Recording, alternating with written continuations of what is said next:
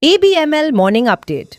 While the world faces yet another Middle Eastern quagmire, market tries to find its groove. Global markets. US markets rose on Tuesday with S&P 500 gaining 0.25%, the Nasdaq Composite climbing 0.47%, the Dow Jones Industrial Average adding 46.85 points or 0.1%. Rising oil prices amid the Iran war continue to sway sentiment, with Brent crude up approximately 3% above $100 on supply disruption fears linked to the Strait of Hormuz. Comments from Donald Trump on US-led shipping protection without NATO support added uncertainty, briefly pressuring equities while oil moved higher. Wall Street is watching for further developments on the war, especially after Iran's security chief Ali Larijani was killed in airstrikes overnight. Despite geopolitical risks, investors remain cautiously optimistic about a short-term resolution, though experts warn wars are not as easily reversible as policy actions.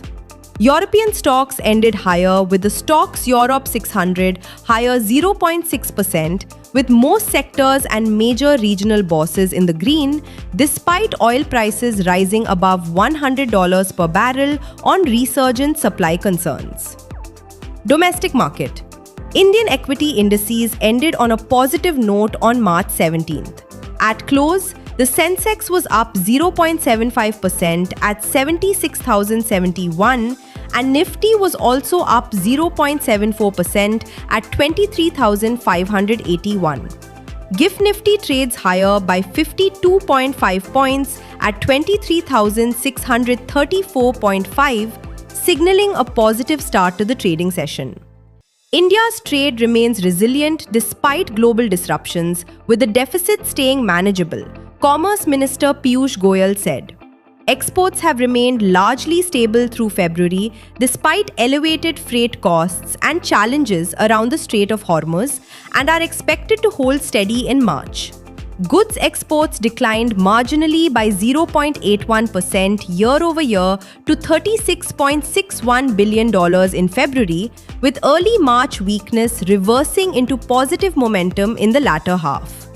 While the merchandise trade deficit has widened, robust growth in services exports over the past few years has helped keep the combined goods and services deficit contained at approximately 1 to 1.25% of GDP.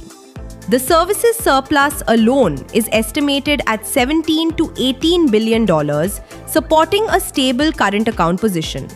The government is focusing on strengthening India's competitive advantage across goods and services rather than isolated indicators. The minister also pointed to rising remittances, record FDI inflows, and upcoming free trade agreements as key drivers supporting India's robust economic fundamentals and future export growth. With 38 developed nations opening up to India in recent years, the country's strong macro fundamentals continue to attract global trade interest, while operationalization of FTAs is set to unlock significant opportunities for farmers, MSMEs, exporters, and emerging sectors. Goyal added that efforts are on to make the trade deal with the UK operational next month. Focus for the day: Eurozone CPI, US PPI. Key corporate developments/policy actions. Bharat Electronics Limited has secured new orders worth 1,011 crore rupees for various defense and electronic systems. The orders include equipment like radar systems, communication devices, and software solutions. Operations at one of the two high-pressure molding lines of Kirloskar Ferris at the Solapur plant have been temporarily impacted from March 17th due to supply chain issues. Management is monitoring the situation and exploring alternatives to minimize disruption.